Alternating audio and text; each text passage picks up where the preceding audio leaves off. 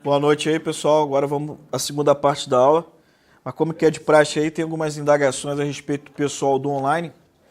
Robson de Souza Lima. Um abraço, Robson de Souza, de Fortaleza. Boa noite, professor Pequeno. Você poderia repetir as teorias do Código de Processo Penal? Fui copiar e me perdi. Olha só, eu falei para vocês, de acordo com o artigo 70 do Código de Processo Penal, a teoria que é adotada como regra para a fixação da competência é a teoria do resultado. Então, leva-se em conta para fixar a competência no Código de Processo Penal onde ocorreu o resultado do crime. Exceção seria no caso dos crimes dolosos contra a vida, especificamente ali homicídio, infanticídio, que a jurisprudência entende que a teoria adotada é a teoria da atividade, onde foi praticada a conduta ativa ou omissiva. Beleza? Lucas Vinícius de Oliveira Silva. Fala, Pequeno. Boa noite. Boa noite, Lucas. Prazer aí responder suas indagações. Falando em crime de trânsito, nesse semestre será possível abordar esse assunto?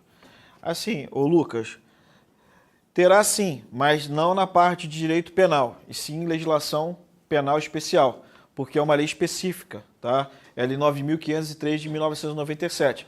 Então a gente vai ter que abordar na parte do conteúdo de lei penal especial, não na parte de direito penal, beleza? Lucas, mais uma vez. Pequeno, esse princípio da justiça cosmopolita, quando for para outro país, ele poderá ser condenado a uma pena proibida no Brasil, por exemplo? Olha só, como regra, né? Se ele praticar, obviamente, no território estrangeiro, ele vai ser submetido ali às penas que são aplicadas para o crime no país estrangeiro. Foi o que acarretou aí no caso do paranaense, que praticou o crime de tráfico lá na Indonésia e veio a ser condenado à pena de morte. Tá? Então ele é submetido à pena do país que ele praticou o crime. Henrique Fernando de Moraes. Boa noite, Henrique. É um prazer.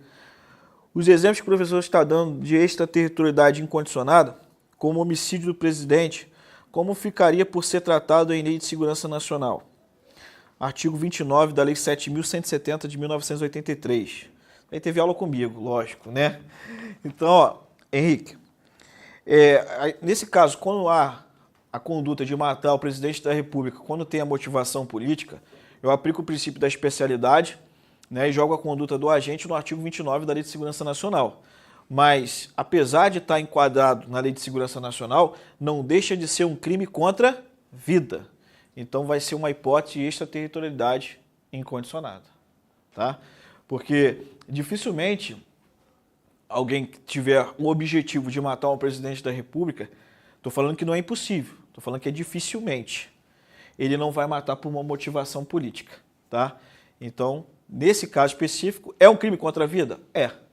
Então, vai enquadrar aí no artigo 29 da Lei de Segurança Nacional, só que vai ser uma hipótese de extraterritorialidade o quê? Incondicionada. Quando eu estava falando sobre os crimes contra a vida, eu só dei o exemplo de crimes contra a vida previsto ali dentro do Código Penal. Mas se o bem que é protegido imediatamente é a vida, vai ser aplicada a extraterritorialidade incondicionada. Beleza? Marcelo Toscano. Abraço aí, Marcelo. Boa noite. Um crime cometido por estrangeiro no Brasil comete um crime encaixado na forma de extraterritorialidade incondicionada. Um crime cometido por estrangeiro no Brasil comete um crime encaixado na forma de extraterritorialidade incondicionada. Ele vai ser julgado no Brasil? Olha só. Um crime cometido por estrangeiro no Brasil, comete um crime encaixado na forma de extraterritorialidade incondicionada. Que entendi é o seguinte, ele praticou o fato delituoso dentro do nosso território nacional. Só que é uma hipótese que poderia ser o quê? Extraterritorialidade incondicionada. Assim, ó. Se ele pratica um crime dentro do nosso território nacional, eu posso falar que vai ser aplicado o princípio da territorialidade.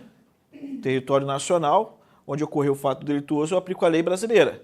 Agora, se você está falando da seguinte forma, ele é um estrangeiro, praticou um crime dentro do nosso território nacional, sendo uma hipótese de extraterritorialidade incondicionada no país dele. Aí, por uma ficção, vai ser aplicado o quê? A lei do país dele. Tá? Ainda, com base nessa indagação, se o Brasil tiver tratado com o país de origem, essas pessoas vão ser julgadas com as leis estrangeiras? Não, se for uma hipótese extraterritorialidade incondicionada do país do estrangeiro, aí vai ser julgado pela lei do país dele, tá? Agora, se ele praticou um crime que não é extraterritorialidade incondicionada, aliás, eu vou aplicar o que? A lei brasileira, tá? Felipe Noves, da Costa. Boa noite, professor. Boa noite aí, Felipe. Parabéns pela aula, gostei muito de sua didática. Professor, embarcações privadas brasileiras de natureza privada em águas internacionais não é considerada extensão do território brasileiro? Não. Ela é considerada extensão do território do país estrangeiro. É que nem no caso quando eu expliquei as embarcações e aeronaves de natureza privada ou mercante de origem estrangeira, se ocorrer dentro do nosso território, vai ser considerado o quê? Extensão do nosso território. Mesma coisa, uma embarcação ou aeronave de natureza privada, mercante, de origem brasileira, que ocorra um crime no estrangeiro, vai ser considerado o quê? Extensão do território deles. Eu só vou aplicar o princípio do pavilhão se lá no estrangeiro não vierem a ser o quê? Julgados. O crime não vier a ser julgado. Então eu aplico o princípio do pavilhão, aí eu vou aplicar o quê? A lei brasileira. Mas se ocorreu no estrangeiro e foi aplicada a lei estrangeira, aí vai ser uma situação que vai impedir a aplicação da lei brasileira. Tá?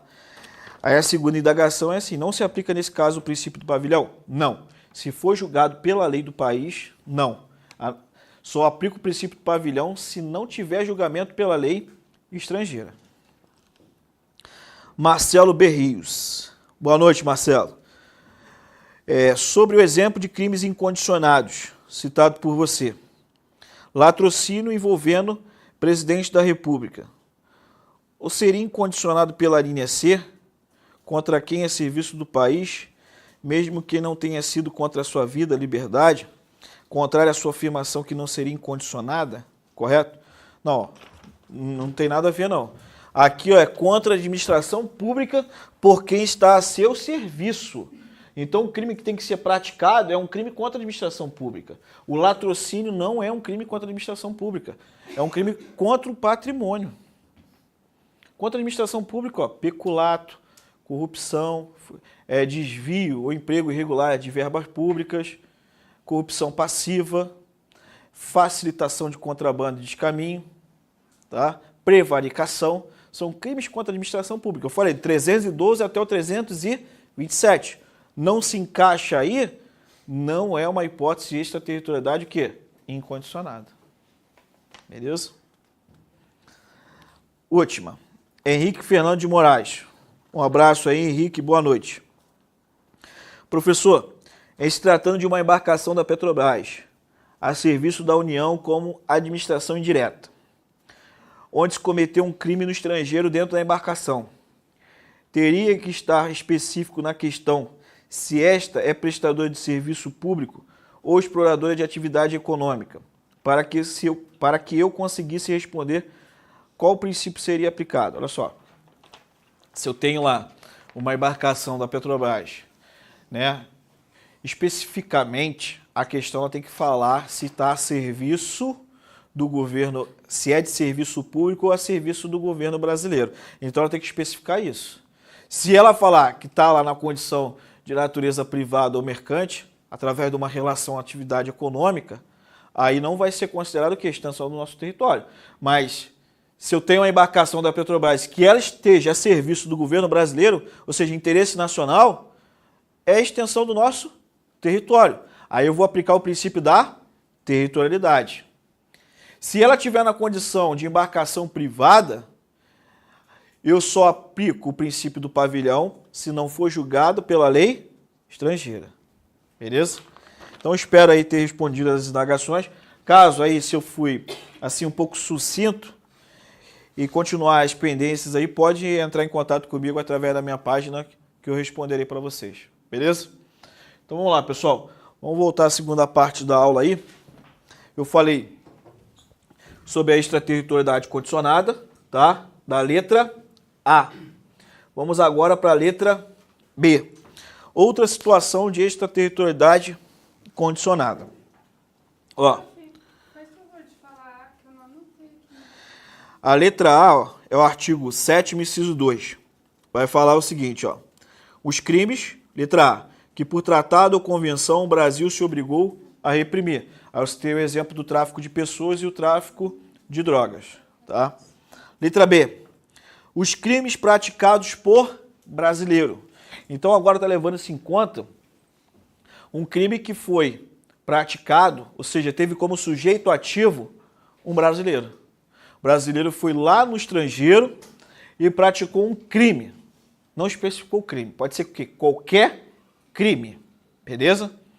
Aí é uma hipótese de extraterritorialidade condicionada. Eu só posso aplicar a lei brasileira depois que eu mencionar aqui para vocês as condições previstas no parágrafo 2º. Se não preencher essas condições, mesmo sendo brasileiro que praticou o crime no exterior, não será aplicada a lei brasileira. Tranquilo? Então, ó, na letra A, que eu falei ali sobre o tratado e convenções, o princípio que é aplicado é da justiça o quê? Universal ou cosmopolita. Na letra B, agora que eu acabei de mencionar, o princípio que é adequado, adotado, é o princípio da nacionalidade o quê? Ativa. Está levando-se em conta a aplicação da lei brasileira, preenchendo algumas condições, tendo em vista o sujeito ativo ser o quê? Brasileiro. Tá? Letra C. Os crimes praticados, ó, os crimes praticados em aeronaves ou embarcações brasileiras, mercantes ou de propriedade o quê? Privada, quando em território estrangeiro e aí não seja o quê? Julgados. Porque se for julgado no território estrangeiro, eu não vou aplicar a lei brasileira no exterior. Não vai preencher essa condição. Então, se foi praticado no estrangeiro e não foi julgado lá, aí eu aplico o princípio do pavilhão, da bandeira, preenchendo as condições do parágrafo 2º, vou aplicar a lei brasileira. Tá? Mas se aplicar a lei estrangeira, não pode ser julgado pela lei brasileira. Então eu não posso falar que é extensão do meu território. Pô. Se fosse, independentemente se ocorresse no estrangeiro ou não, eu aplicaria o quê? A lei brasileira. Tá? Não é extensão do nosso território. As embarcações e aeronaves de natureza privada, quando estão no estrangeiro, quando estiver no nosso território nacional em alto mar, aí sim é extensão do nosso território. Nesse caso que eu acabei de ler, eu vou aplicar o princípio do pavilhão, da bandeira, da representação ou da substituição. Agora, se é uma embarcação privada ou mercante que o crime ocorra, mesmo ela sendo de natureza privada ou mercante aqui dentro do nosso território nacional, aí o princípio não é do pavilhão, é o princípio da territorialidade, porque é considerado nosso território. Beleza? Então aqui, ó, pessoal, vou fazer um quadro aqui, para quem não anotou, anotar agora de acordo com os princípios em cada artigo e cada inciso. Então aqui, ó, artigos. Beleza? Põe aí, artigo 7º, inciso 1, a linha A, B e C. Princípio adotado.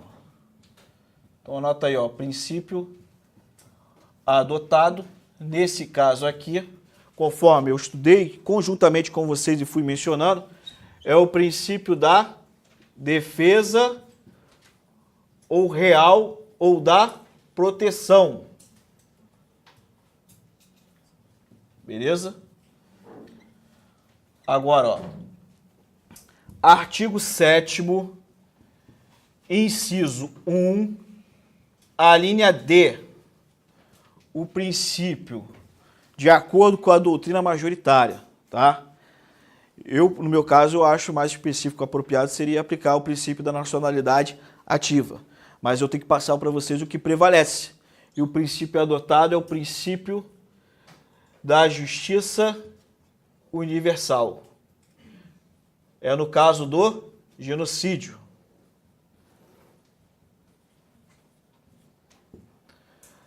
Agora, ó, artigo 7º, inciso 2,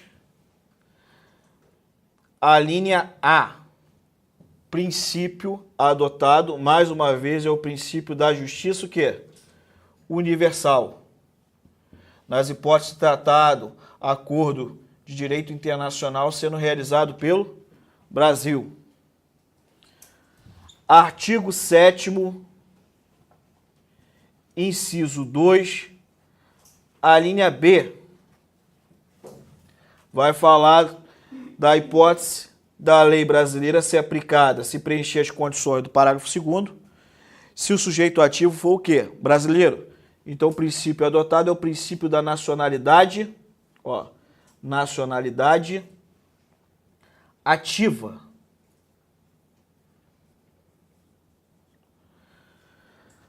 Artigo 7º, inciso 2, a linha C. Está trazendo a hipótese, mais uma vez, pelo amor de Deus, não vão errar, vou repetir mais uma vez, as embarcações, aeronaves de natureza privada ou mercante, né, que ocorra um crime dentro delas, no exterior, e lá não forem o quê? Julgado. Vai ser o princípio da bandeira ou do pavilhão, representação ou da substituição. Então aqui botar o princípio do pavilhão. Mas lembrando que pode ser trazido com outras denominações. E por fim, o artigo 7º, parágrafo 3º, que a gente vai estudar, leva-se em conta quem está sofrendo a prática do crime, ou seja, um brasileiro. Então, o princípio adotado é o princípio da nacionalidade passiva, tá? Nacionalidade passiva. Fui claro ou quer que eu desenhe? Tô brincando. Agora não tem como, né? Falar que tem como confundir? Tá lá, ó. Aqui, ó. 7º, inciso 2, a linha C. É esse aqui, ó. Princípio do pavilhão. Se não se encaixar nessa hipótese, se encaixar na hipótese do parágrafo 1º do artigo 5º, é princípio da territorialidade. Beleza? Então vamos lá agora, pessoal. Falei para vocês que o artigo 7º, inciso 2, trouxe as hipóteses de extraterritorialidade o quê? Condicionada. Agora vamos analisar as condições. As condições têm previsão no parágrafo 2º. Então aqui, ó, vou escrever, ó, condições.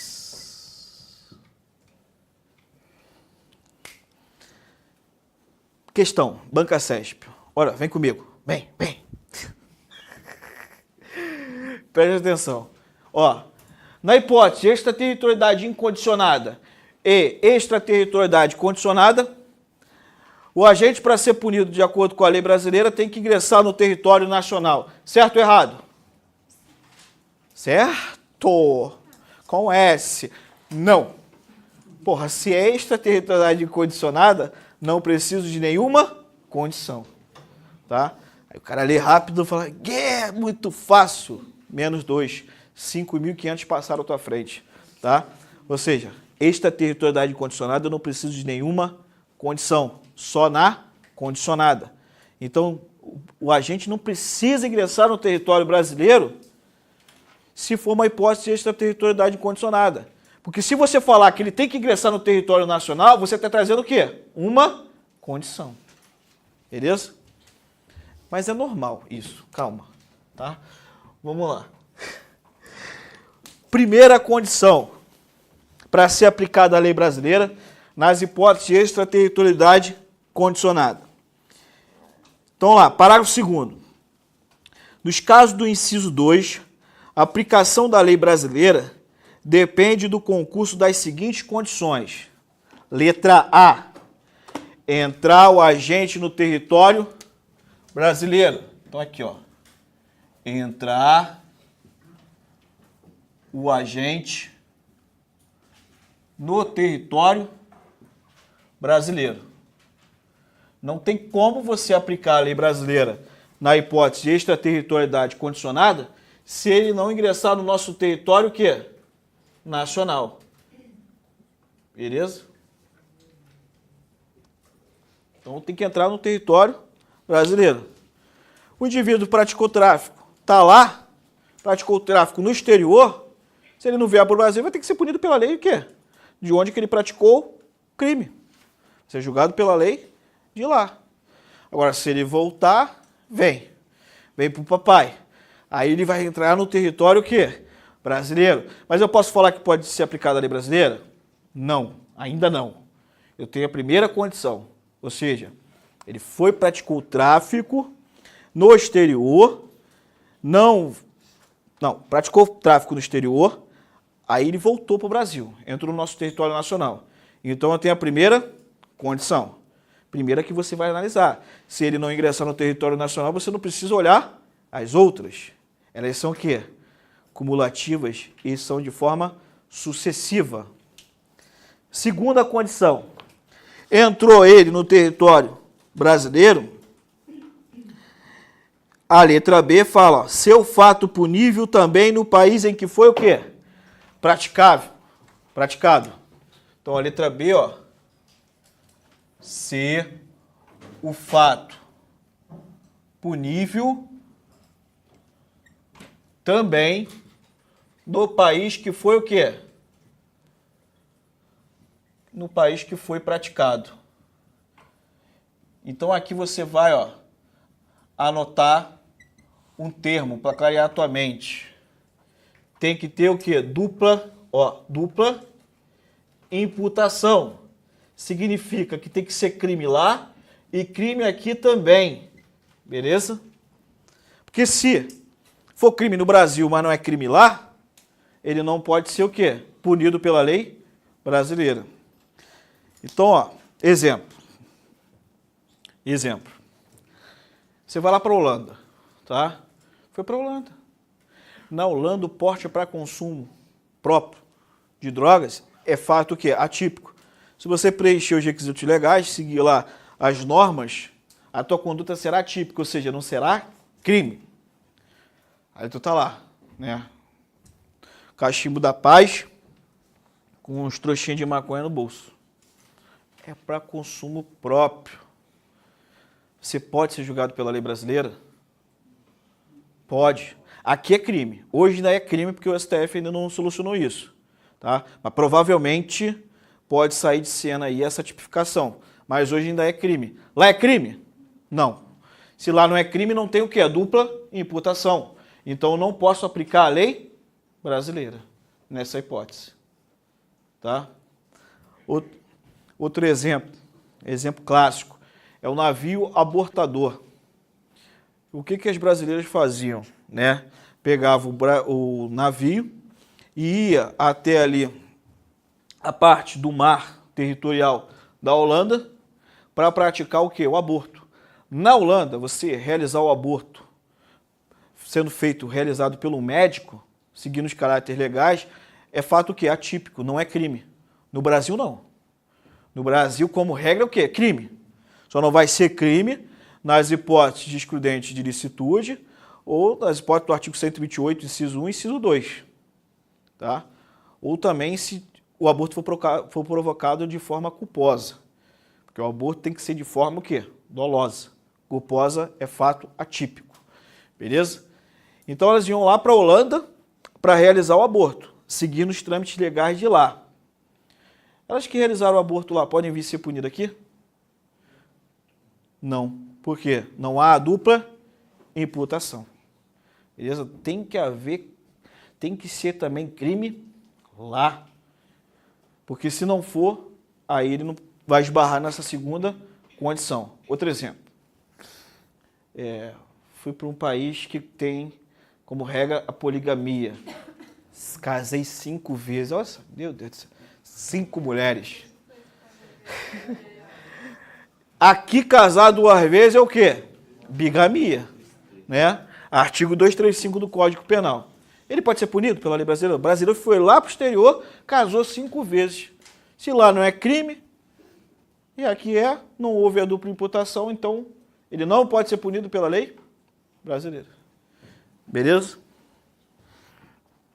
Letra C. Outra condição, ó.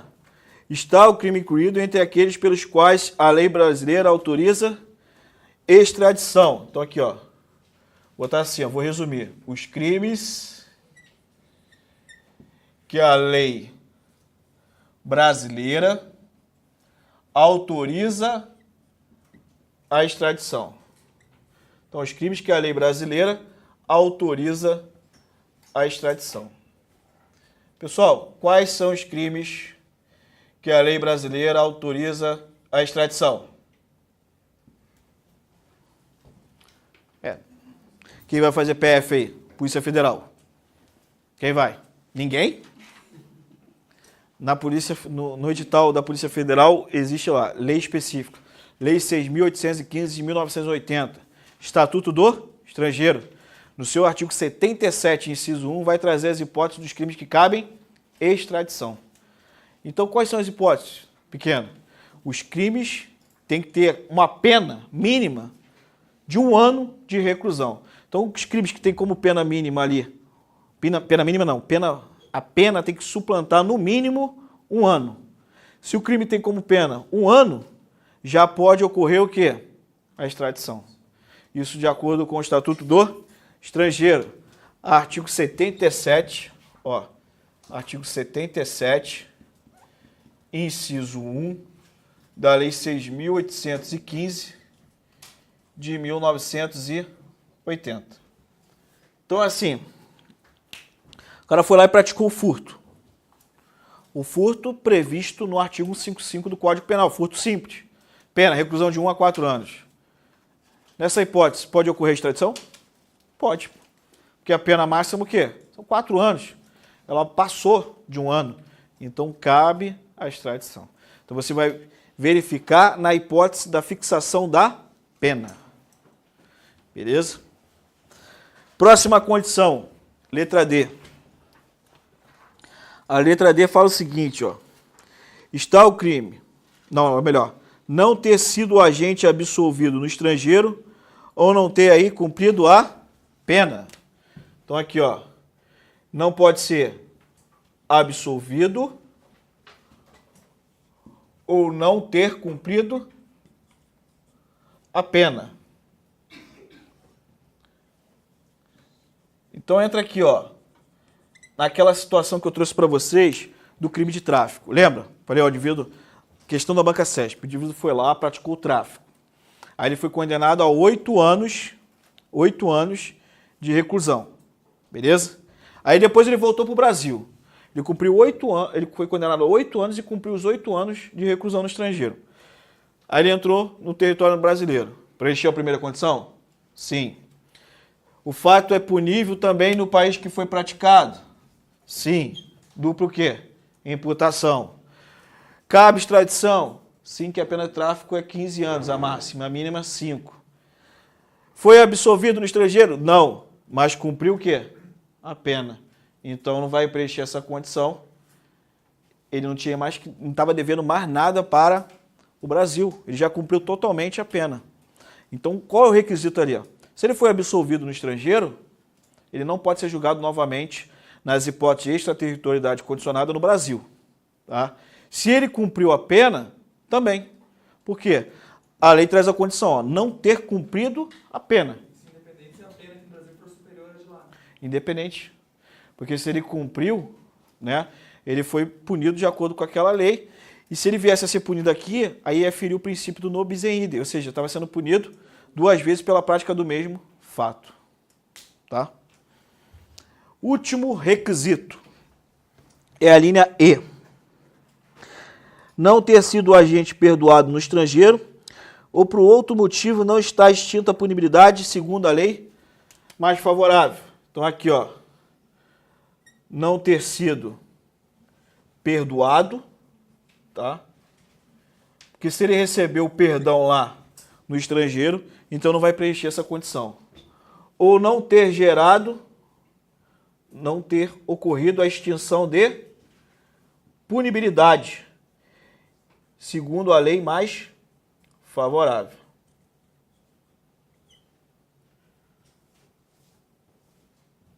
Beleza? Então essas são as condições aí para ser aplicada a lei brasileira nas hipóteses do artigo 7º, inciso o quê? 2. Então tem que preencher todas essas condições. Se não preencher uma, aí eu vou falar o quê? Que a lei brasileira não será aplicada. Você Tá? consegue explicar melhor esse artigo 77 da lei 6.815 ali? Eu li que eu não entendi o que ele quer dizer. Deixa eu ver aqui, presta aqui. Ele está perguntando aqui se eu tenho como explicar o artigo 77.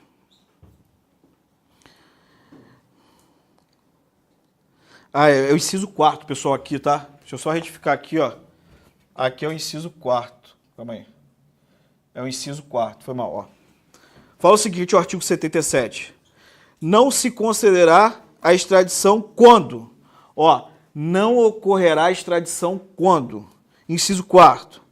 A lei brasileira impuser ao crime a pena de prisão igual ou inferior a 1 ano. Ou seja, a pena tem que ser o quê? Superior a 1 ano. Se ela for superior a 1 ano, aí cabe a extradição. Tem que suplantar 1 ano, ou seja, suplantar ser superior. Tá?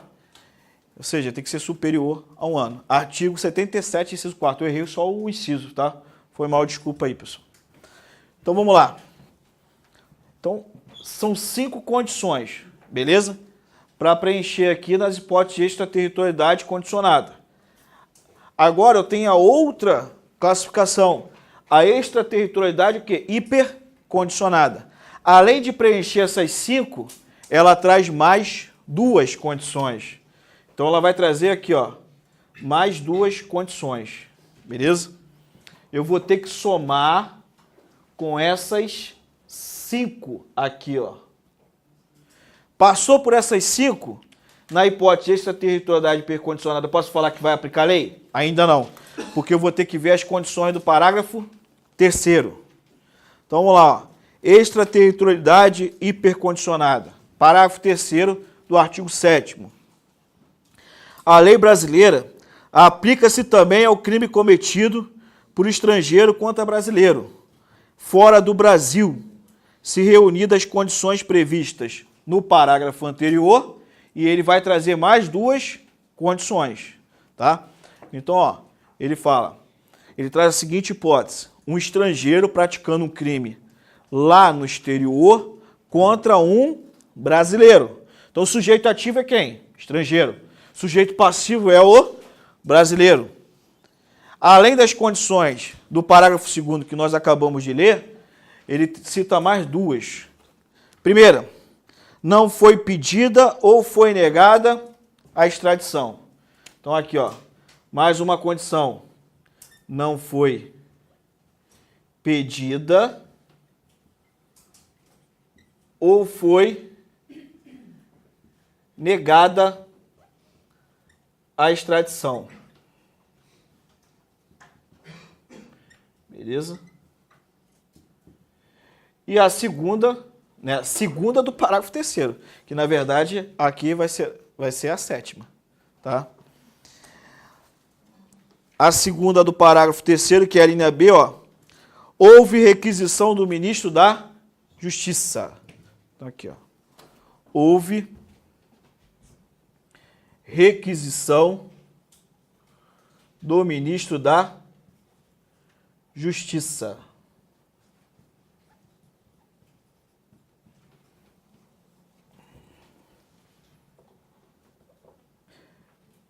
Então, a hipótese de extraterritorialidade, o quê? Hipercondicionado. Essas 5 condições, mais essas 2. Beleza? Não foi pedida ou foi negada a extradição, houve requisição do ministro da Justiça, não o Ministério. Apesar de ele representar a pasta, esse órgão aí órgão, deixa eu tentar lembrar. Órgão classificação de direito administrativo, né? Tem órgão independente e órgão autônomo. Órgão autônomo, tá? Beleza? Então, pessoal, com base nisso, alguém quer perguntar alguma coisa a respeito da extraterritorialidade e suas classificações? Pode perguntar. Porque às vezes você está com uma dúvida boba, você pode pensar até que é boba, né? Mas você tem que solucionar. Tá? No caso da extraterritorialidade da lei penal brasileira, se, no caso incondicionado, vai ser aplicada no estrangeiro, mas Sim. e a eficácia disso? Por exemplo, o governo estrangeiro nega a extradição, por exemplo, do... Na verdade, assim, o que eu sempre falo para os alunos é o seguinte, né? Na parte de direito penal, a gente traz mais pela parte teórica, né? Que seria o quê? A lei fala que vai ser aplicada. Agora, isso envolve o quê? Questões diplomáticas, né? Soberania de outros países. Então, isso já é mais para o direito penal, não, direito internacional público. Entendeu? Porque vai ter que saber tudinho, se vai afetar a soberania do outro país. Às vezes o país pode criar um empecilho para não ser aplicada a lei brasileira e tentar vir a punir o cara diretamente por lá. Entendeu? Então isso é mais questões diplomáticas. Aí envolve o direito internacional público. Beleza? Agora, o que eu falo hoje também, assim, envolveu parte de crimes que são considerados que ofensa aos direitos humanos, tem o Tribunal Penal Internacional, né? Mas nem todos os países também aderiram ao Tribunal Penal Internacional. Então são questões de direito internacional público. Então foge da seara do direito penal.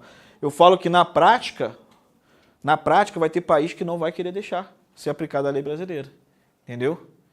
Mas aí a parte teórica é isso. Vai ser totalmente diferente.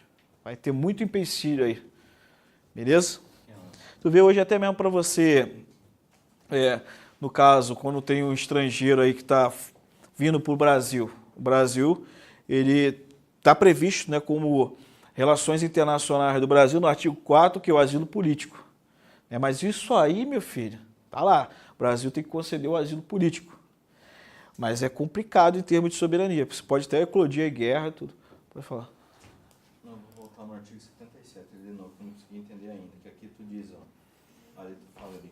Tá. Crimes, a lei brasileira autoriza a extradição. Eu estava lendo aqui, ele diz ali, ó, não se considerar. Olha só. Ele está pedindo para eu explicar novamente o artigo 77, inciso 4º do Estatuto do Estrangeiro. Vou repetir, tá? Ó. Não se considerará a extradição. Quando? Ou seja, não vai ser fornecida a extradição. A extradição não poderá o quê? Ser praticada. Inciso 4º. Ó, não se considerará a extradição quando? Inciso 4º. A lei brasileira impuser ao crime a pena de prisão igual ou inferior a 1 ano. Então, se a pena do crime é igual ou inferior a 1 ano, não ocorrerá o quê? Extradição. Mas eu falei o quê? Se ela suplantar ser superior a 1 ano, você vai ler a contrário senso e vai acarretar o quê? A extradição. Então, ela tem que ser superior a 1 ano. Se ela é igual ou inferior, aí não pode ocorrer extradição. Beleza? Nesse caso, então, o brasileiro cumpriria a pena no estrangeiro, é isso? No caso da extradição? Não, ele pega como referência. No caso da pena ser menor de 1 ano. Não, ele pega como referência o crime que ele praticou lá, aqui conjuntamente com a nossa legislação brasileira.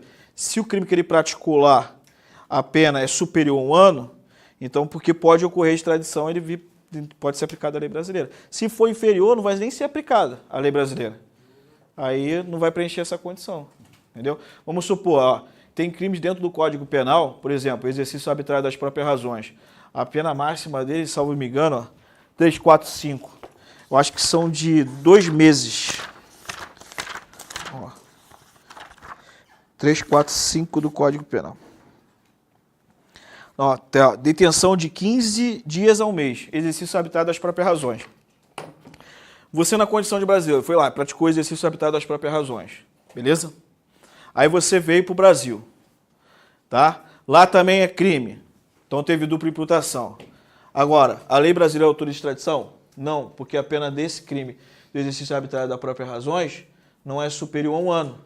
Então, mesmo ele praticando um crime que tem previsão dentro do Código Penal e lá, eu não vou aplicar a lei brasileira porque a pena é inferior a 1 ano. Não é igual ou inferior. Essa é superior. Não, nesse caso é inferior a 1 ano. Aí então, não vou aplicar a lei brasileira. Agora, se a pena, no caso, lesão corporal leve, também outro exemplo. Detenção de 3 meses é 1 ano. A pena ultrapassa 1 ano? Não. Pratiquei lesão corporal lá no exterior. Voltei para o Brasil. Lá também é crime. Mas eu não vou preencher a terceira condição porque a pena da lesão corporal leve, ela não ultrapassa 1 ano. Então não vai ser aplicada a lei brasileira. Não há necessidade. Entendeu? Então se baseia em cima da pena aí. Porque você fala assim, no caso de extradição, não é o brasileiro que vai ser extraditado. Não pode, o brasileiro nato. Mas ele está vindo do exterior. Então o Brasil pega como referência esse crime que ele praticou lá, caberia extradição de um estrangeiro daqui para o país estrangeiro. Tá? Vamos lá, pessoal. Posso apagar aqui? Essa parte aqui? Então vocês vão anotar aí, ó. Próximo tema. Pena cumprida no estrangeiro. Tá? Pena cumprida no estrangeiro. Ó, quero reforçar o pessoal aí, só o seguinte, para a gente seguir uma sistemática aqui que eu, dessa vez, tem pessoal que já está desde o começo do ano, mas tem pessoal que está começando agora.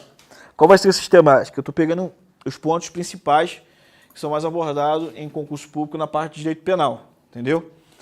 Claro que vai ter alguns pontos que a gente tem que fazer a estrutura do direito penal para o cara ter uma noção, aquele que está começando agora. Então eu resolvi fazer da seguinte forma, pegar inicialmente aí o tema aplicação da lei penal, que é do artigo 1º até o artigo 12, que eu falei sobre como é que é produzido o direito penal. Depois disso, eu vou trabalhar em cima de infrações penais, né? Conceituar infrações penais, trazer as teorias a respeito do conceito de crime. Depois, vou trabalhar em cima do sujeito ativo e sujeito passivo, concurso de pessoas e concurso de crimes. Tá? E excludente de ilicitude, para ir para a parte especial. Excludente de ilicitude e culpabilidade.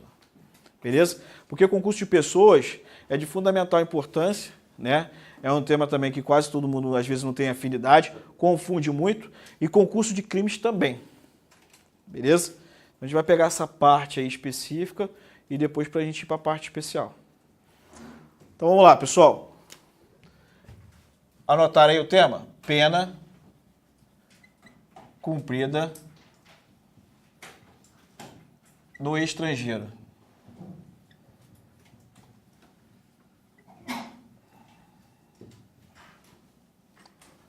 É o artigo 8º do Código Penal, tá? Artigo 8º. Eu vou ler o artigo 8º e já vou fazer uma pergunta para vocês. Ó. Fala o seguinte. A pena cumprida no estrangeiro atenua a pena imposta no Brasil pelo mesmo crime, quando diversas, ou nela é computada quando idênticas. Esse artigo 8º, vamos parar para raciocinar. Ele pode ser aplicado na hipótese de extraterritorialidade condicionada? Não, por quê? Porque se ele cumprir a pena no estrangeiro, não vou preencher o quê? Uma condição. Está aqui, ó. Então eu só posso aplicar para extraterritorialidade o quê? Incondicionada. Tá? Então eu só vou aplicá-lo para a extraterritorialidade incondicionada. Aí ele fala o seguinte, ó, o artigo 8º. Penas diversas. Não é isso? Então aqui, ó, penas diversas. O que vai acarretar uma pena diversa? Vai acarretar a atenuação, ou seja, a pena vai ser atenuada, vai ser uma circunstância atenuante.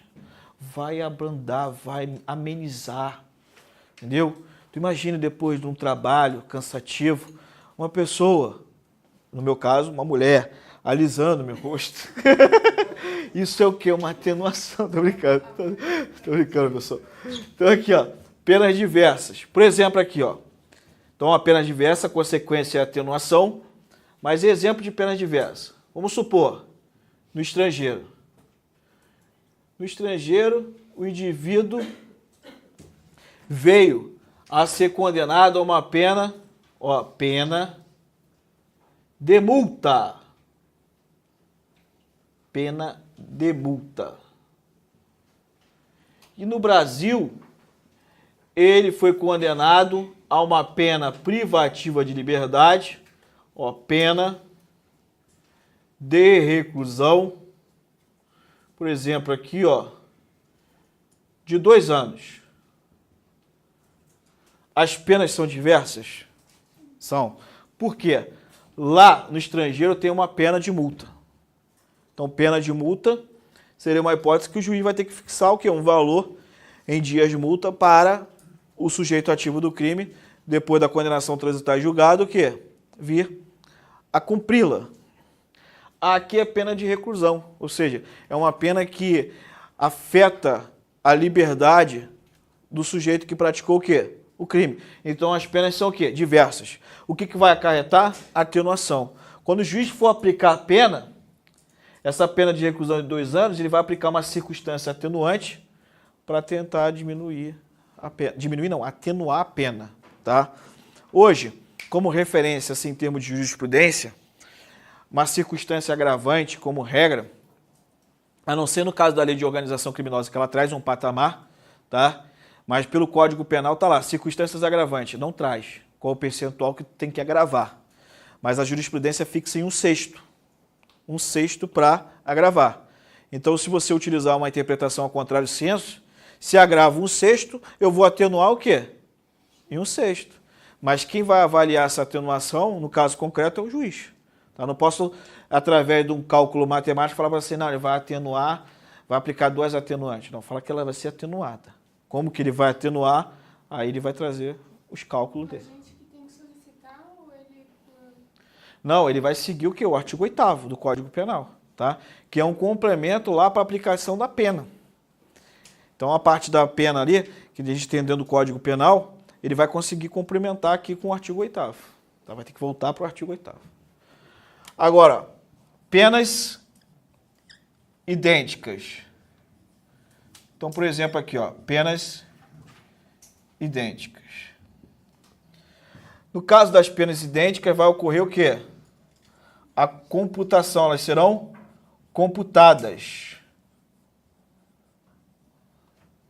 Então, um exemplo, ó. Lá no estrangeiro, foi condenado a uma reclusão, ó, de 1 ano. Então, aqui, ó, no país estrangeiro.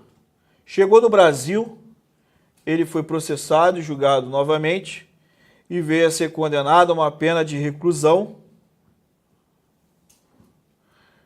de 2 anos.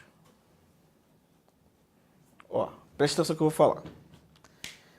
Se ele foi condenado a pena de reclusão de 1 ano no estrangeiro e cumpriu esse 1 ano, ele tem que cumprir quanto tempo no Brasil? Já que ele veio ser condenado a uma pena de reclusão de 2 anos. 1 ano. Porque vai ocorrer o quê? A computação, ela será computada. Computada vai ocorrer a subtração. É o fenômeno da detração. O que é detração? Detração nada mais é do que descontar o tempo de pena cumprida. E pena, provavelmente, o quê? Privativa de liberdade, nesse caso. As penas são idênticas? São. Reclusão e reclusão. Agora, o patamar da condenação é diferente. Porque se você olhar assim, ó, não, é diferente. No estrangeiro foi de 1 ano, aqui é 2 anos. Não, a pena é igual. A pena é de reclusão, ó, reclusão com reclusão. Pena privativa de liberdade. O que muda é o quê? O patamar da condenação. Aqui é 1 ano e aqui são 2. Tá? Então vai ocorrer o abatimento aí. E se ele não cumpriu esse 1 ano no estrangeiro, quanto tempo ele tem que cumprir no Brasil? 2 anos. Simples. Então vai ocorrer o quê? A detração. A detração ocorre também, ó, por exemplo, agora, do lado brasileiro. tu praticou um crime aqui no Brasil. Foi decretada a tua prisão preventiva, tá? Vamos supor que você ficou 2 anos preso preventivamente. 2 anos. Aí, quando você veio a ser condenado, você veio a ser condenado a 6 anos de reclusão. Quanto tempo que falta para você cumprir? 4. Vai ocorrer o quê? A detração. Eu vou descontar esse tempo que você estava preso em cima do total da condenação. E com base nisso, você pode até analisar para ver se ele preenche os requisitos para progredir no regime e ter o livramento condicional. Porque ele já ficou 3 anos preso. O preso provisório só cumpre em regime o quê? Fechado. Se você decretar a prisão provisória dos outros e deixar em aberto, ele vai fazer o quê? Vai sumir. Nunca mais você vai ver, pô. Então, então deu para entender, pessoal? Essa parte aqui? Então, vamos lá. E se fosse 1 ano para cada lá? Pô, eu tomei um susto agora. Eu pensei que você ia falar assim, se fosse um anão. Caraca. Caraca. Fala. Se fosse 1 ano lá e 1 ano aqui? 1 ano lá e 1 ano aqui, aí ele já não está devendo mais nada. Só bater. Zerou. Entendeu? Não, sabe por quê? Eu lembro dessa parte quando eu vou dar aula de crimes contra a vida, aí infanticídio, né? Aí eu estava dando aula de infanticídio, aí eu estava falando sobre o aberratio ictus, o erro na execução, erro sobre a pessoa. A mãe, durante o estado puerperal, ela foi matar o filho, foi com a intenção de matar o filho. Ó. Mãe, sob a influência do estado puerperal, queria matar o próprio filho. Só que tem 2 crianças no berçário. Ao invés dela ir no filho dela, ela foi no filho de outra pessoa. Aí asfixiou a criança. Então ela responde pelo crime de infanticídio, tendo visto o erro sobre a pessoa. Aí o cara, mas se fosse um anão? Aí eu falei, mano, tá de sacanagem, cara. Eu falei, porra, baixinho, cabeçudo, com a bunda grande, como é que ela vai errar? Aí, homicídio, pô, né? Homicídio qualificado, tendo visto a impossibilidade de oferecer resistência. Bota o pé no chão! Beleza? Então vamos lá, pessoal. Ó, então nessa hipótese do artigo 8º, só vai ser aplicado para extraterritorialidade o quê? Incondicionada. Tá? Então eu não vou nem fazer mais cálculo aqui, porque o exemplo aqui do homicídio lá contra o presidente da República. Tá lá, ó. Homicídio. No estrangeiro, foi condenado a 12 anos. No Brasil, veio a ser condenado a 8 anos. Beleza? Aqui, ó. 12 anos no estrangeiro e no Brasil 8 anos. Aí ele cumpriu os 12 anos no estrangeiro. Chegou no Brasil e foi condenado a 8 anos. Falta quanto para cumprir? Nada, tá? Vai falar 4. Vai deixar para o banco de hora, né? Fala assim, ó, deixa esses 4 anos aí, depois. Então aqui não falta nada. Mas se fosse o inverso, né? Aí tu vai fazer o quê? A computação, sendo a pena igual, de reclusão com reclusão, tu vai só subtrair, tá? Aqui, ó, 8 anos e aqui 12. Aí tu subtrai, vai ficar faltando 4 anos. Beleza? Então, a doutrina vai falar que nessa hipótese aí do artigo 8º, é uma exceção do princípio do non bis in idem. Ou seja, se você praticou um fato delituoso, presta atenção, você só pode ser processado e julgado uma única vez, né? Pela prática de um fato. Se você está sendo processado 2 vezes pelo mesmo fato, eu vou ferir o princípio do non bis in idem. Estou sendo punido pela prática de apenas um fato. Então, a extraterritorialidade incondicionada é uma exceção, que esse princípio não será o quê? Aplicado. O indivíduo vai ser processado e julgado lá no exterior. E possivelmente pode vir a ser o quê? Condenado. Se ele for absolvido lá, não interessa. Ele vai ter que ser processado e julgado novamente aqui no Brasil. Então, eu pratiquei um fato, estou sendo processado e julgado 2 vezes por ele. Então, aí vai ser uma exceção que não vai ser aplicado o princípio do non bis in idem. Aí você quer me ferrar, cara. Tô brincando. Ó, tem uns que falam que é D, né? Mas bota assim, no.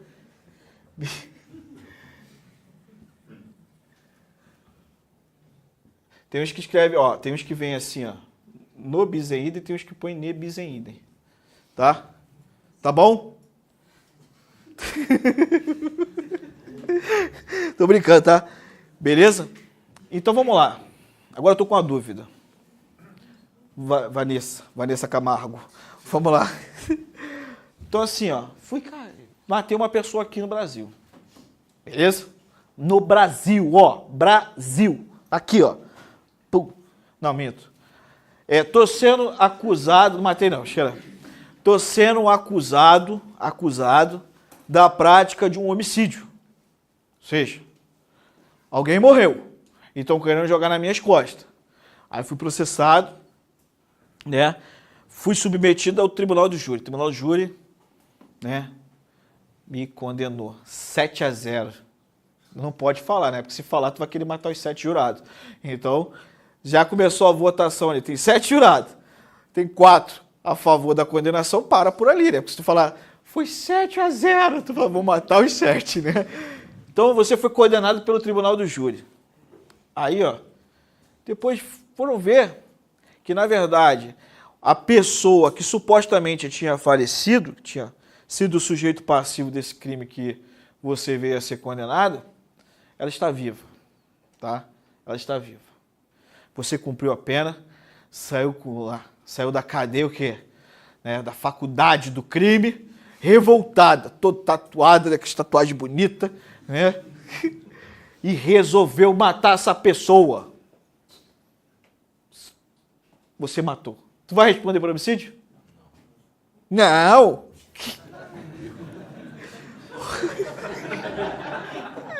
Não pode, meu Paulinho do Trigo? Não pode, não? Então, beleza. Né? Tu tá vendo muito filme dos Estados Unidos. Né? Estados Unidos é assim, teve um caso, né, que o cara foi lá processado por ter matado uma pessoa, aí foi condenado. Cumpriu a pena, depois que ele saiu, encontrou com quem? O cara que armou tudo falou que tinha sido morto. Ele foi lá e matou. Falou, não posso ser processado e julgado 2 vezes pelo mesmo fato. Então agora tu vai de ralo. Já tinha sido condenado. Aqui no Brasil, posso fazer isso? Não. O que tem que fazer? Chora. Tá? Porque ocorreu erro judiciário. O máximo que você pode fazer é entrar com uma ação pedindo a responsabilidade objetiva, que é uma exceção, né? Porque como regra, o Poder Judiciário ele não se submete à responsabilidade objetiva, né? Exceto no caso de erro o quê? Judiciário. Então, tu vai pedir uma indenização do Estado, mas vai responder pelo crime ali de homicídio. Beleza? Que raiva. Não pode ser vingativo, cara. Entendeu? Só ficou 25 anos preso. Depois tu vai querer matar o cara? Vamos lá, pessoal. Próximo tema é no artigo 9º, eficácia da sentença, eficácia de sentença estrangeira.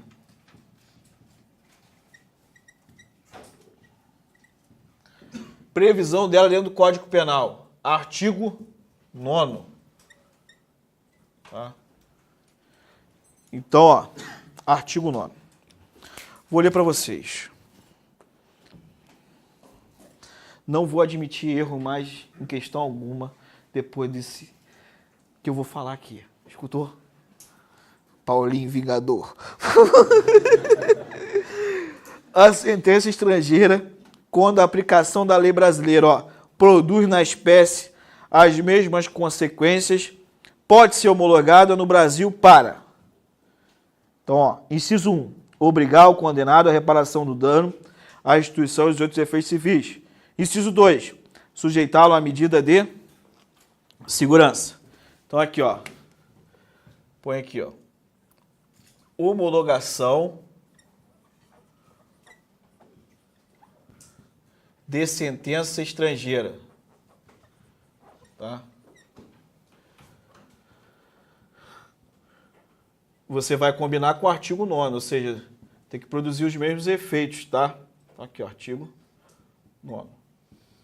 Eu posso homologar a sentença estrangeira conforme o artigo 9º, inciso 1, ó, para obrigar o condenado à reparação do dano, a restituições ou outros efeitos civis. Então, ó, obrigar o condenado à reparação do dano, à restituições ou outros efeitos civis. Beleza? Agora, a próxima hipótese, conforme artigo 9º, inciso 2, sujeitá-lo à medida de segurança. Então, sujeitá-lo à medida de segurança.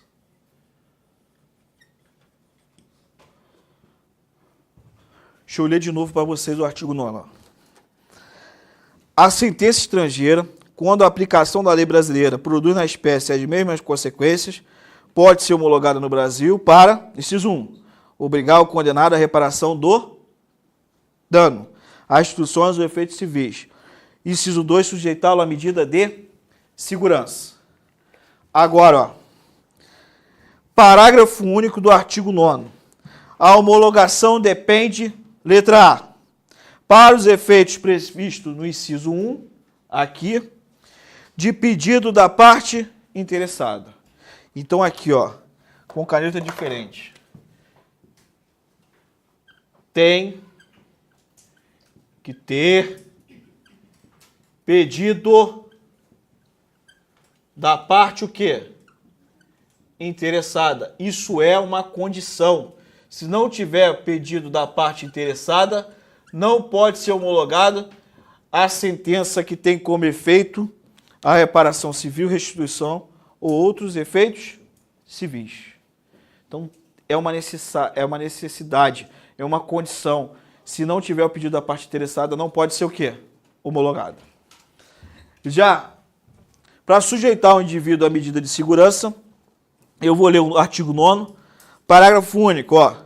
A homologação depende, letra B, para os outros efeitos da existência de tratado de extradição com o país de cuja autoridade judiciária emanou a sentença, ou na falta de tratado de requisição do ministro da Justiça. A lei falou que para outros efeitos, aqui ó, para outros efeitos. Aí eu vou botar só o artigo, porque é muita coisa para escrever, ó. Artigo 9º, parágrafo único, letra B, do Código Penal. Então preste atenção aqui, ó.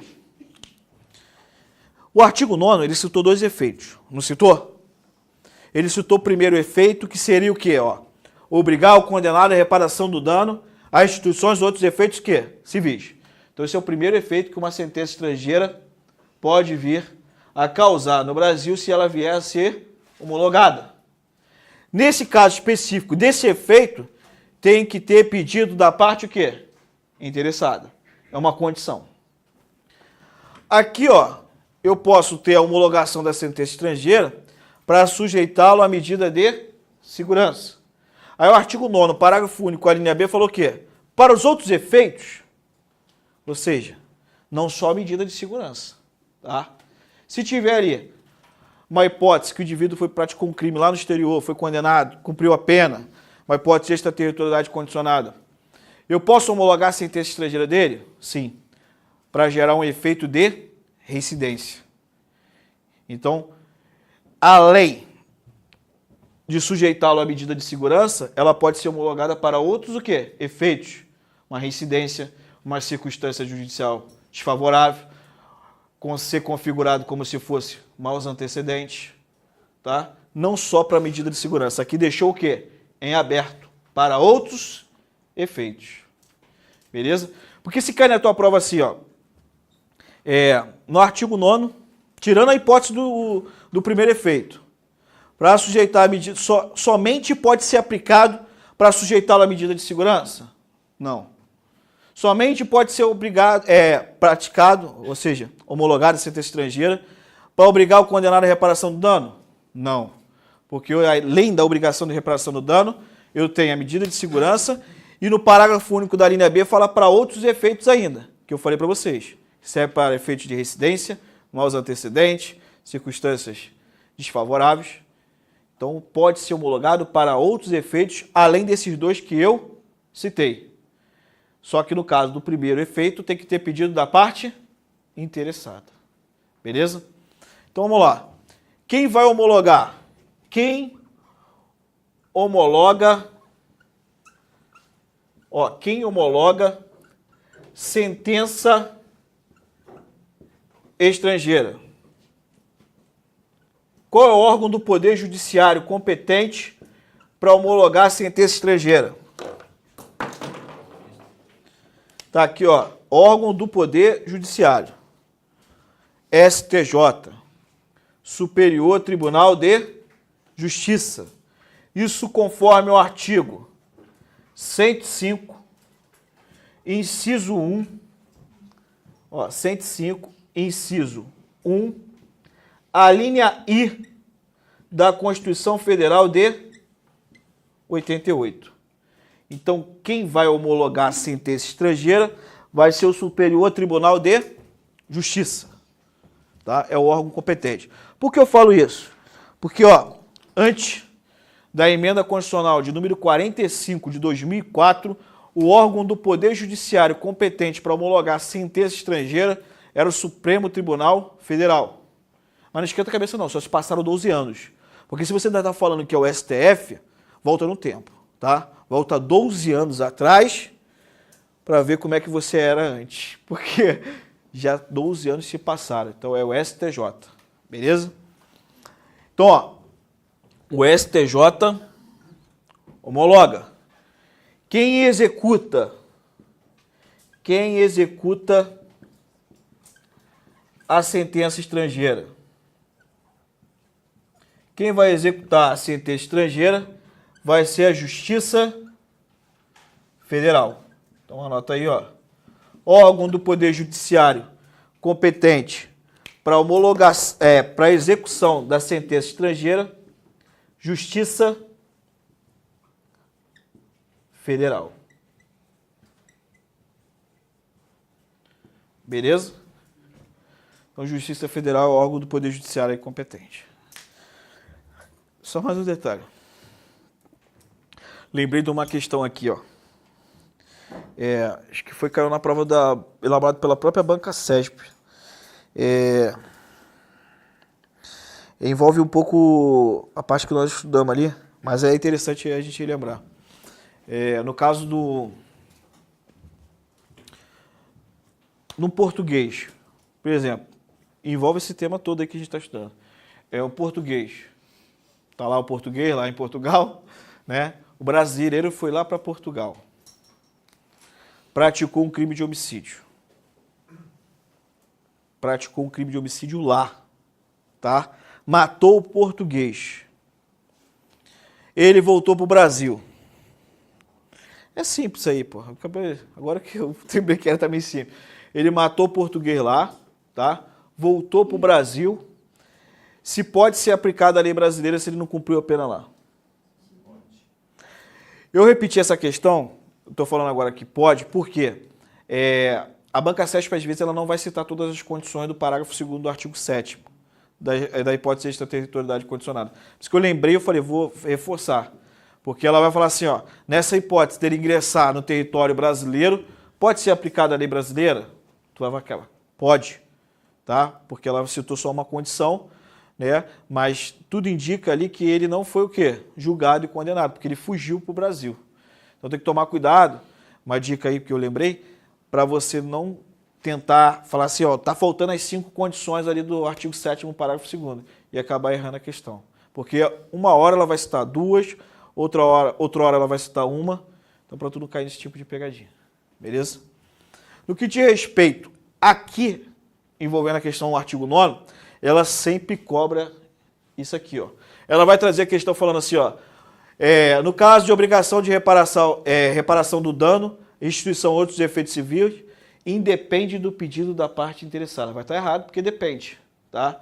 Outras hipóteses, ela vai falar assim, no caso da obrigação a obrigação da condenação de reparação dano às instituições e outros efeitos civis, para os outros depende de tratado de extradição. Vai estar errado, porque depende de pedido da parte interessada. Aí ela fala assim, ó, no caso de homologação para sujeitá-lo à medida de segurança, depende do pedido da parte interessada. Vai estar errado, porque depende do quê? Tratado de extradição. Então ela faz essa confusão aí, mistura os incisos para você incidir aí. Beleza?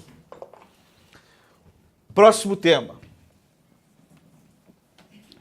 Põe aí, artigo 10 do Código Penal, contagem de prazo. Ó, contagem de prazo.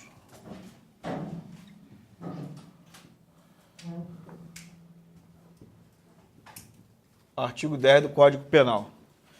Então, ó, vou ler para vocês o artigo 10 e vou comentar. Artigo 10.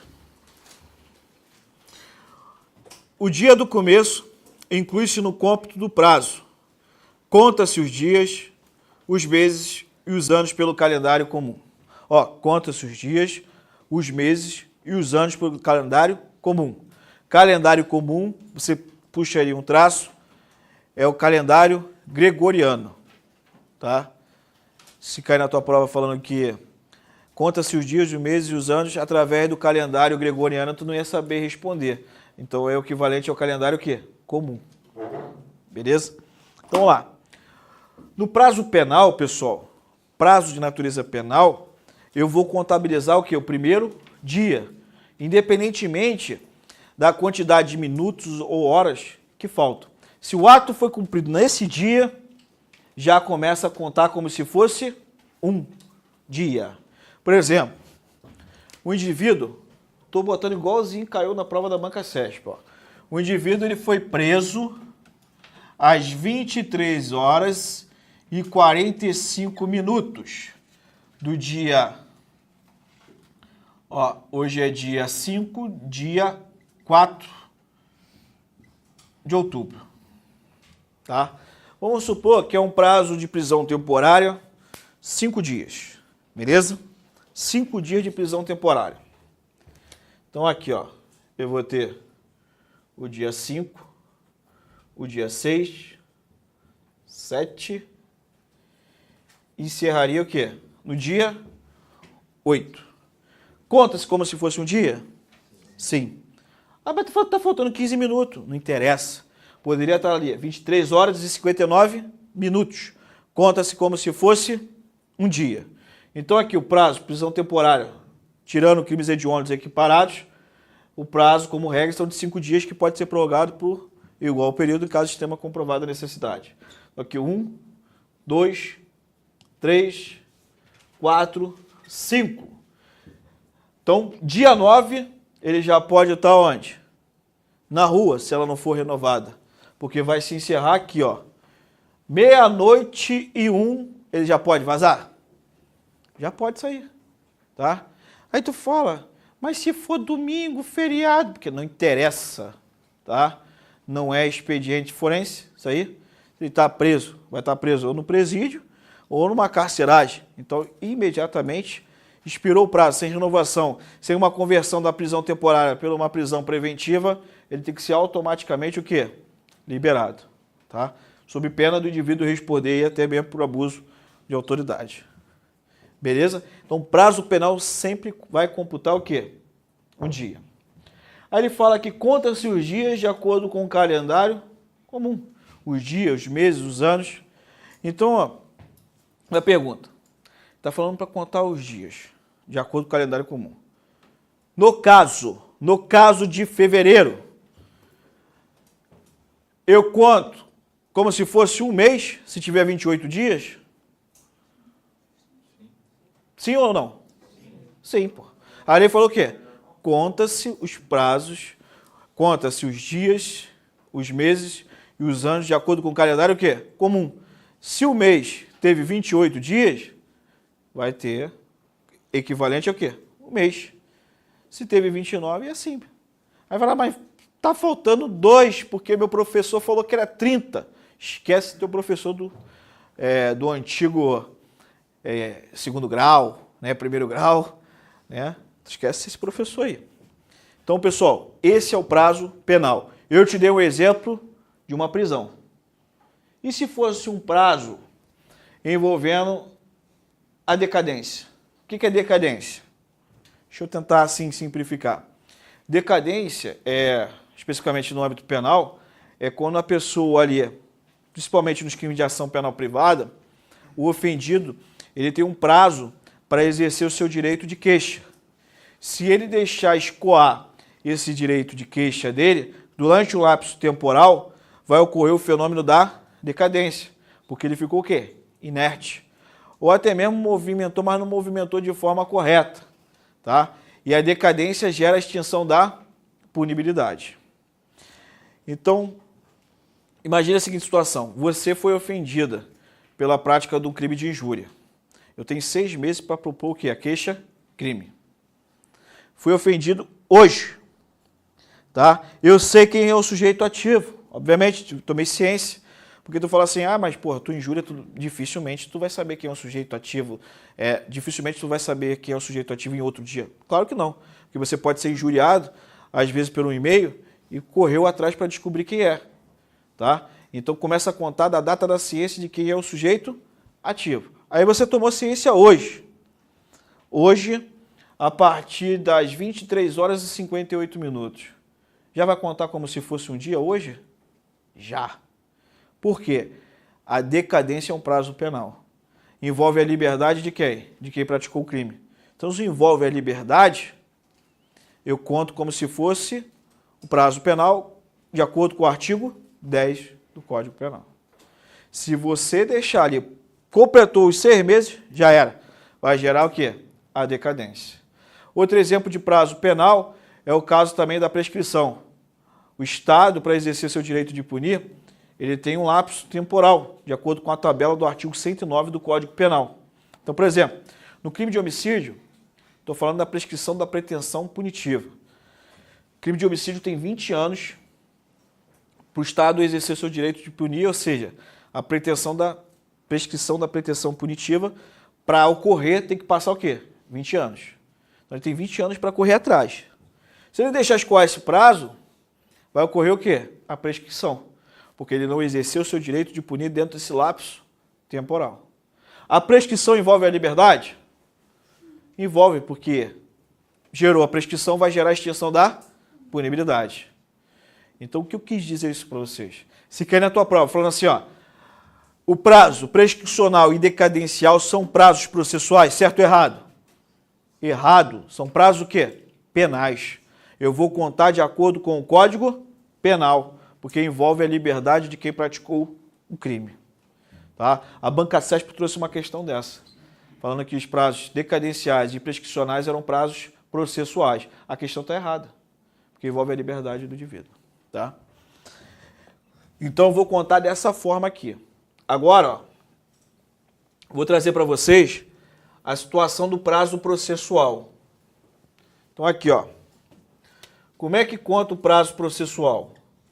O prazo processual, você vai pegar como referência para a contagem o artigo 798, parágrafo 1º do Código de Processo Penal.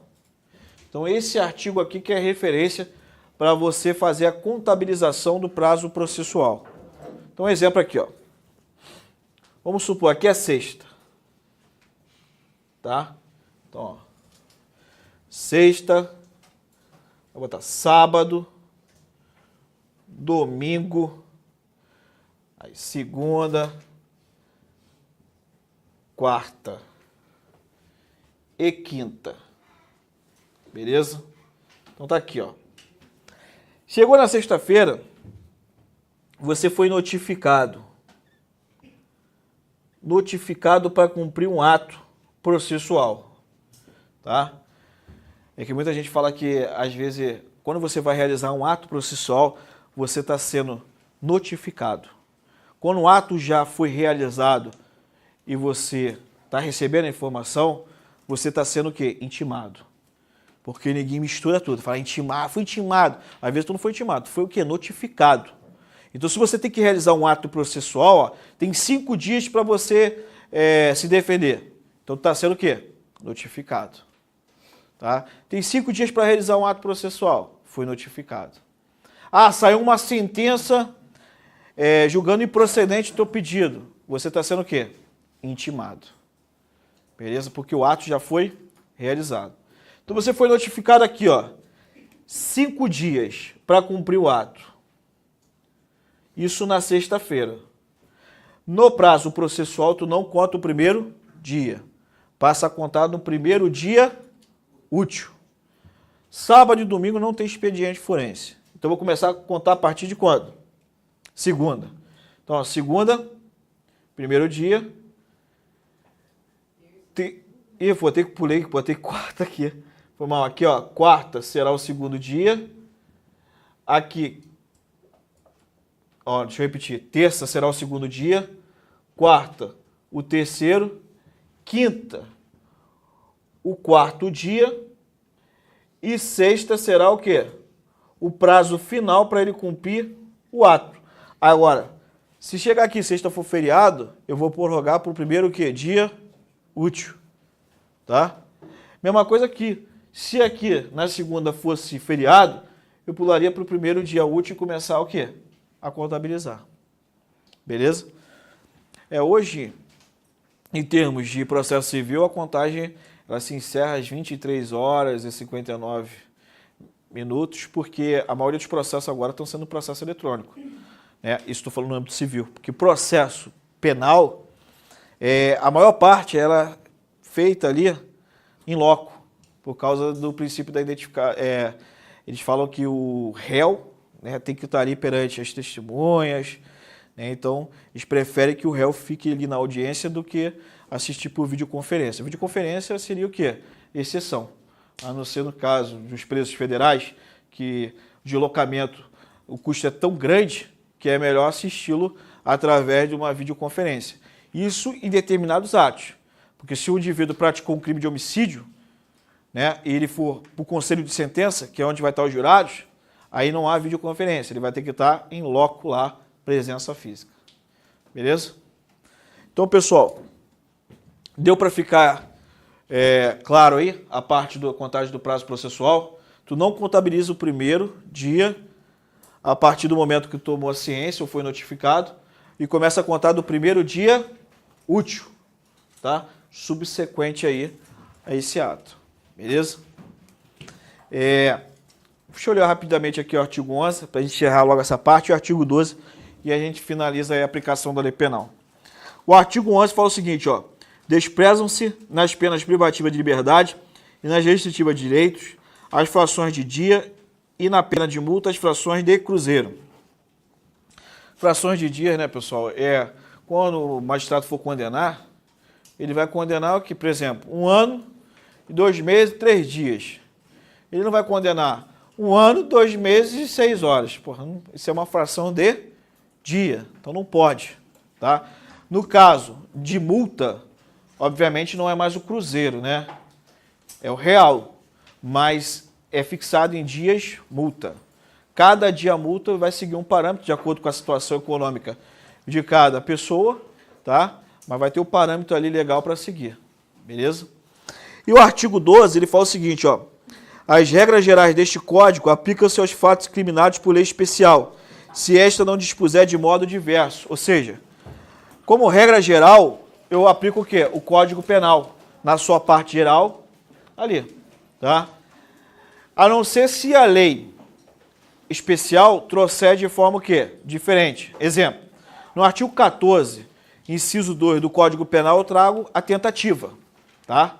Então, a tentativa tem previsão no artigo 14, inciso 2 do Código Penal. Já na Lei de Contravenções Penais, no artigo 4º da Lei de Contravenções Penais, fala o seguinte: não é punível a tentativa. A Lei de Contravenções Penais, ela é específica, mais do que o Código Penal. Qual que eu vou aplicar? A lei específica ou a lei geral? Eu aplico a lei específica. Então, no caso de contravenção penal, por mais que ela seja factível, ou seja, ela pode ocorrer no mundo dos fatos, ela não é punível.